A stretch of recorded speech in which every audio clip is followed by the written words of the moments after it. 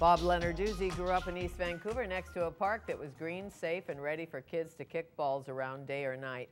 Because of that park, his athletic genes, his drive, some fine coaches and mentors, Bob Lenarduzzi has made an international splash in the soccer world. He's played soccer, coached it, written about it, and currently he is the president of the Vancouver Whitecaps FC football club.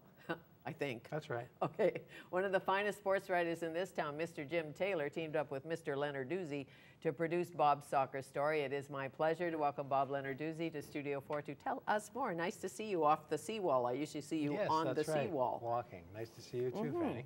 Walking with the lovely wife. Lovely wife and 2 dogs, yeah. Good pick, that Deanne.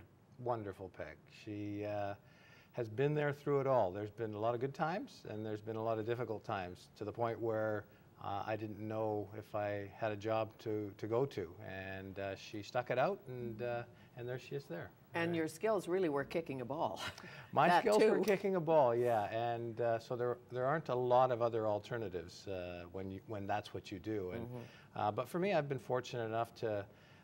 The thing that I say is I've avoided getting a real job, because I don't think I've got a real job right now. I'm doing something I love, and although I'm not playing, I'm still involved in the sport. And of all your soccer incarnations, I'm sure there are highlights. Is there one time when you thought, this is as good as it gets? This is the highlight of my career, my life. For me, because I'm from Vancouver and I understand how Vancouver people react, and they're not quick to react. When things go well, they're there.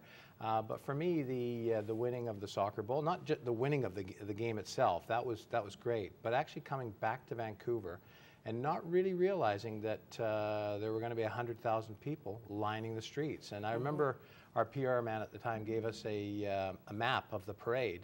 And I said to Buzz Parsons, one of the team, I said, it'd be very embarrassing if there's nobody there. And it was an unbelievable reception. It was. I think I wasn't hanging from a lamppost, but some people were. Yeah.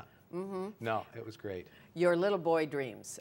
Young man, Italian family, eating lots of mama's pasta. Why soccer?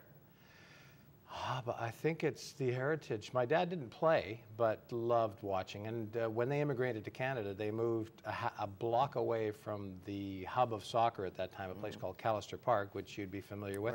Right now, it's a green space across from the Pacific Coliseum, but that used to be a soccer stadium. So I was immersed in that. I was a ball boy at those games. Actually, my 2 older brothers were playing with a team called Columbus at the time. So I was just immersed in the sport and loved it. And from the time people were asking me as a very young boy, what do you want to do when you grow up? I told them I wanted to be a soccer player. And really no foundation for that, because there was nothing in North America, and you'd see the odd games from Europe and South America. And a solid Canadian kid would have played hockey. Hockey, exactly. I can't skate. Never could, never will. Can Dad skate? No, but he can make wine. Oh yes, he could definitely make wine. That was one of his crowning moments, actually, when ABC, the game was, the Soccer Bowl final of '79 was live on ABC. Jim McKay was the play-by-play guy. And the halftime feature was on me. And he was actually in the wine cellar, being filmed in the wine cellar, not making his wine, but going through the motions. So he was quite excited about that.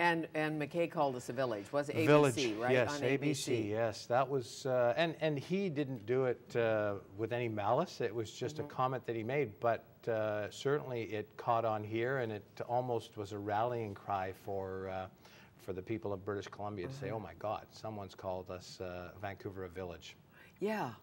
Yeah, and we still are, but we're a little bigger. Yes, we are.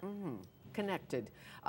Were many girls playing the game when you started? No, not at all. And that is a statistic that's quite fascinating, and that of the registration in British Columbia right now, and in fact across Canada, if it's not at 50% girls and women, it's close to. And when you consider that they really I would say the 1999 World Cup, when the Americans won the World Cup at the Rose Bowl in Pasadena, 99,000 people there.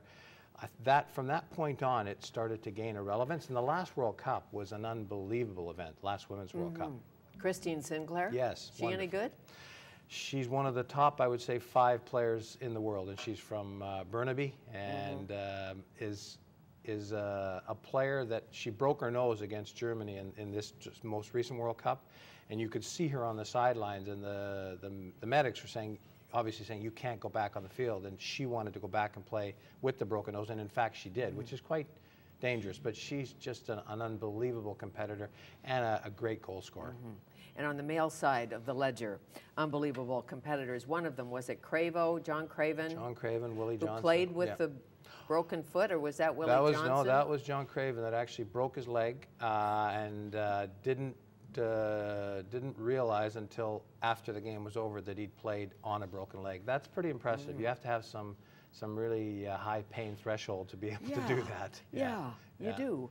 One of my favorite chapters in this book is the chapter on the characters. Yes. Hello. Yes. Mr. Showbiz, Willie Johnson. Tell me about him.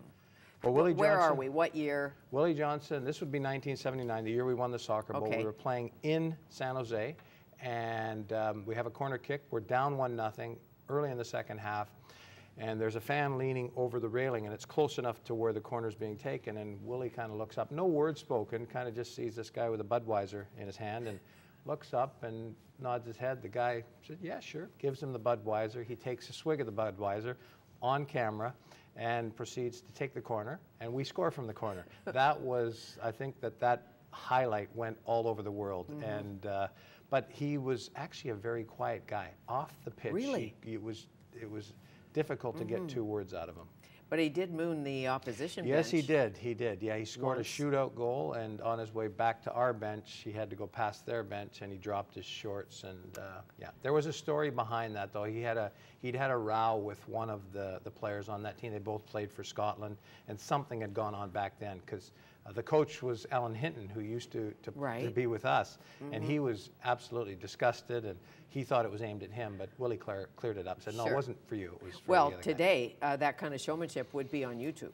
Absolutely. I mean, he'd be more of a sensation. Yeah, for sure. Yeah. But lots of changes with social media, all of that, in soccer, outside of soccer. Yeah.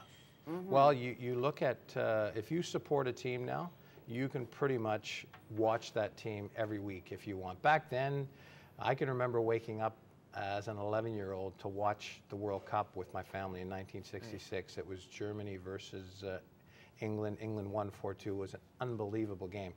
But that was a big, big treat, and you didn't really get to see the games abroad, and now you can, as I said, you can pretty much follow any team that you want. And was it Willie who hid the pasta? Oh, no, that was Bobby Campbell at my mom's house. Yes, yeah, that was your Bobby mom's Campbell. house. Bobby Campbell. Yeah, we had a gathering at my mom's place. And Robbie Campbell, that's right. Yeah, and he decided he didn't like the pasta, so instead of just declining to have it, he took it and he's Irish actually. Yeah. Okay. So instead of declining, he took it and then stuffed it down in behind the couch, which didn't go over too well. Who found it? My mom, actually.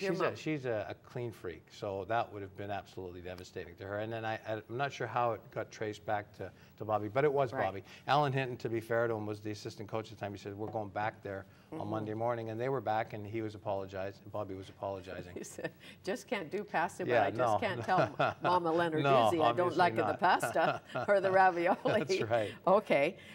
Jim Taylor, your co-writer, nicknamed John Craven the Elegant Thug. Why? He was hard as nails. And Giorgio Canaglia was one of the top strikers in the league at that time, played for the Cosmos. And John's sidekick was a player by the name of Roger Kenyon, and he was also very hard. So they would just boot Giorgio around from pillar to post, and he didn't like the physical side of it.